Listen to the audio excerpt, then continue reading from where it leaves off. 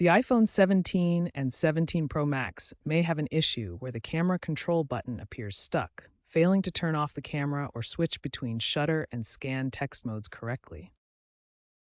This is typically a software glitch, not a hardware failure.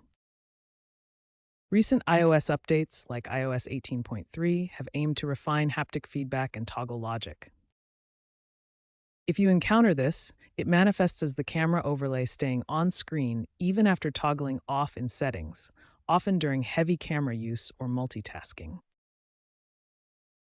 The key is to understand this stems from the button's software state management.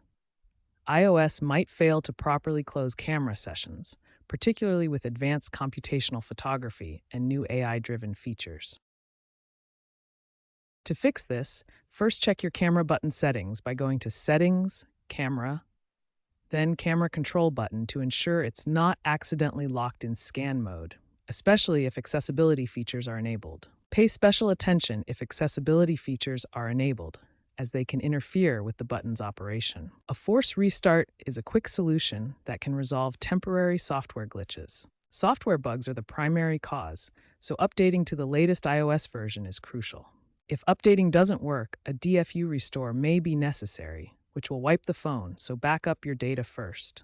Looking ahead, Apple may shift to software-emulated buttons to avoid hardware issues, with AI-driven diagnostics potentially auto-fixing these problems in future iOS versions. Until then, expect occasional issues with the physical camera button, particularly in early iPhone 17 releases. Remember, 90% of these cases are software-related per Apple data, making them ideal for self-fixes.